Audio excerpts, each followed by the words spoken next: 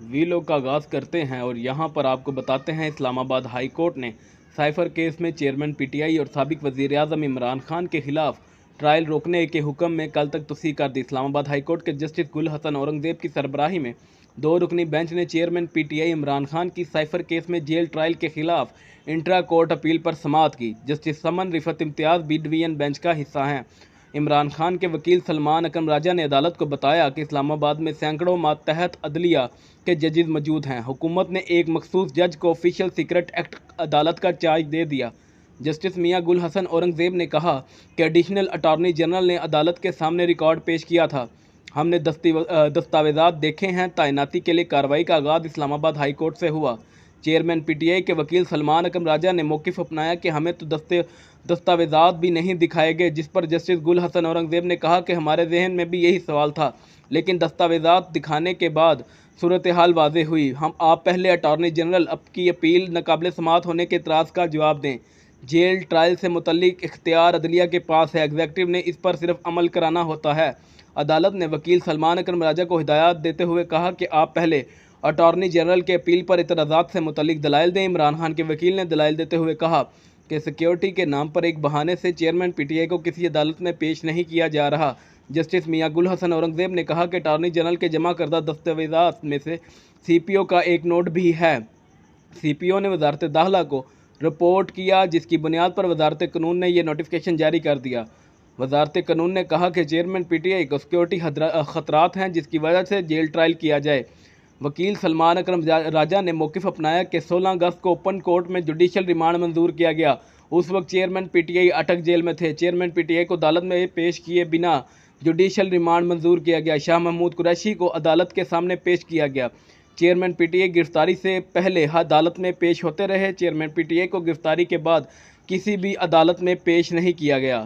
پی T آئی کے vice chairman Shah Mahmood Qureshi نے cipher case میں ضمانت کے لیے سپریم کورٹ آف پاکستان سے رجوع کر لیا۔ سابق وزیر خارجہ شاہ محمود قریشی نے سائفر کیس میں ضمانت کے بعد از گرفتاری کی درخواست عدالت عظمیٰ میں دائر کی، جس میں وفاقی حکومت اور وزارت داخلہ کو فریق بنایا گیا۔ شاہ محمود قریشی کی درخواست میں موقف اپنایا گیا کہ درخواست گزار کے خلاف بے بنیاد اور سیاسی مقدمہ بنایا گیا ہے۔ درخواست میں استدعا کی گئی ہے اسلام آباد ہائی کورٹ حقائق کا درست جائزہ لے، ہائی کورٹ کا 8 نومبر کا فیصلہ کالعدم قرار دیا جائے۔ جسٹس مظاہر علی نقوی نے اپنے خلاف ریفرنس پر سپریم جوڈیشل کونسل کی کارروائی سپریم کورٹ آف پاکستان میں چیلنج کر دی۔ جسٹس مظاہر علی نقوی کی جانب سے وکیل مخدوم علی خان کے ذریعے سپریم کورٹ آف پاکستان میں آئینی درخواست میں کہا گیا ہے کہ میرے خلاف شروع کی گئی مہم عدلیہ کی آزادی پر حملہ ہے۔ سپریم کورٹ کے جسٹس مظاہر علی نقوی کی درخواست میں کہا گیا ہے کہ جوڈیشل کونسل نے میرے اعتراضات دیکھے بغیر آئندہ کارروائی کا نوٹس بھیج دیا۔ جوڈیشل کونسل نے 27 اکتوبر کو پریس ریلیز جاری کر کے میرے بنیادی حقوق کی خلاف ورزی کی۔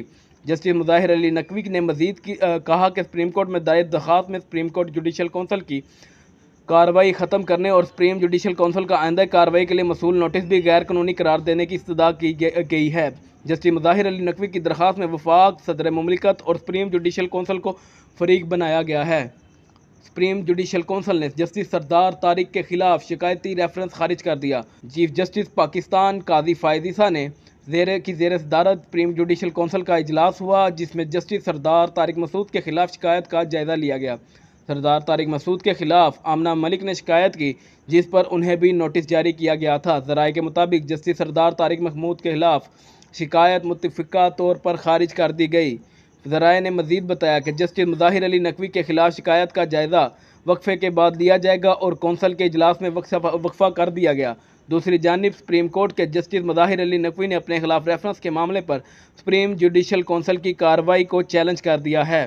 قومی ٹیم کے چیف سلیکٹر وہاب ریاض نے آسٹریلیا کے لیے قومی ٹیسٹ اسکواڈ کا اعلان کر دیا۔ لاہور میں پریس کانفرنس کرتے ہوئے وہاب ریاض نے بتایا کہ 18 رکنی ٹیسٹ اسکواڈ میں کپتان شان مسعود، بابر اعظم، عبداللہ شفیق، امام الحق، حسن علی، فہیم اشرف، ابرار احمد، شہین شاہ افریدی، عامر جمال، خرم شہزاد، سعود شکیل، سرفراز احمد، میر حمزہ، محمد رضوان، وسیم جونیئر، نعمان علی، سائم ایوب اور سلمان علی آغا شامل ہیں۔ وہاب ریاض نے بتایا کہ فاسٹ بالر حارث رؤف نے خود کو ٹیسٹ کھیلنے سے دستبردار کیا ہے۔ ہم نے حارث رؤف کو ہر ممکن سہولت دینے کی کوشش کی اور دورے کے لیے حارث رؤف سے بات بھی ہوئی۔ فیزیو نے بتایا کہ آگے جا کر فٹنس کا ایسا کوئی ایشو نہیں، لیکن حارث روف نے دورے پر جانے سے انکار کر دیا۔ ورلڈ کپ کے فائنل میں آسٹریلیا کے ہاتھوں بدترین شکست نے بھارتی وزیر اعظم نریندر مودی کو میزبانی کے آداب بھی بھلا دیے۔ احمد آباد میں ورلڈ کپ کے فائنل کے اختتام پر بھارتی وزیر اعظم نریندر مودی فاتح ٹیم آسٹریلیا کے کپتان پیٹ کمنس کو ٹرافی دینے آئے۔ مودی نے آسٹریلیا کے کپتان کو جیسے تیسے ٹرافی پکڑائی اور بغیر ہاتھ ملائے منہ موڑ کر روانہ ہو گئے۔ اس حرکت پر حیران پیٹ کمنس ٹرافی ہاتھ میں لیے بھارتی وزیر اعظم کو بے رخی کے ساتھ پیٹھ موڑ کر جاتا دیکھتے رہے۔ بھارتی وزیر اعظم کی آسٹریلوی کپتان کے ساتھ یہ تضحیک امیز رویے کی ویڈیو سوشل میڈیا پر وائرل ہو گئی۔ سوشل میڈیا صارفین کی اکثریت کا کہنا تھا کہ ہندو انتہا پسندوں کے ہیروز نریندر مودی سے اسی قسم کے رویے کی توقع کی جا سکتی تھی۔ ان کے اس سخت رویے نے بھارت کو عالمی سطح پر شرمندہ کر دیا۔ اسی تناظر میں آسٹریلیا کے سابق کپتان رکی پونٹنگ نے ورلڈ کپ میں اپنے ملک کی فتح کو انصاف کی جیت قرار دے کر بھارتی ٹیم کے خلاف شاندار فتح پر امریکی اسپورٹس چینل سے گفتگو کی۔ سابق آسٹریلوی کپتان رکی پونٹنگ کا کہنا تھا کہ یہ کرکٹ مافیا کے خلاف انصاف کی جیت ہے۔ رکی پونٹنگ نے بھارت اور بھارتی کرکٹ بورڈ پر طنز کرتے ہوئے کہا کہ بڑے شرم کی بات ہے کہ آپ کا پیسہ ہے اور آپ کی طاقت بھی ابھی تک آپ کو ورلڈ کپ میں فتح نہیں دلوا سکا۔ پیسے سے کامیابی خریدی نہیں جا سکتی، اور یہ بات پاکستان، آسٹریلیا اور نیوزی لینڈ جیسی ٹیموں نے کئی بار ثابت کی ہے۔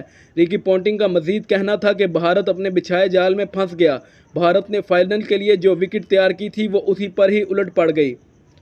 ایک اہم ترین خبر وہ یہ تھی، پاکستان کے لیے خوشخبری کہ سندھ کے علاقے سجاول میں گیس کے نئے ذخائر دریافت ہوئے ہیں۔ ترجمان پاکستان پیٹرولیم لمیٹڈ کے مطابق سندھ کے ڈسٹرکٹ سجاول میں جھم ایسٹ 1 کے مقام پر شاہ بندر سے گیس کے ذخائر ملے ہیں۔ جھم ایسٹ 1 کے مقام پر 2545 میٹر کی گہرائی تک کھدائی کرنے پر ہائیڈرو کاربن کی نشاندہی ہوئی ہے۔ پاکستان پیٹرولیم لمیٹڈ کے مطابق ٹیسٹنگ سے 16-13 ملین اسٹینڈرڈ کیوبک فٹ اور 236 بیرل یومیہ کے ویل ہیڈ فلوئنگ پریشر کی نشاندہی ہوئی ہے۔ کنویں کی مزید جانچ پڑتال کی جا رہی ہے، جس کے لیے ماہرین کے زیر نگرانی ڈرلنگ کا عمل جاری ہے۔ ترجمان پیٹرولیم کے مطابق نئے ذخائر کی دریافت سے ہائیڈرو کاربن کے ذخائر میں اضافہ ہوگا۔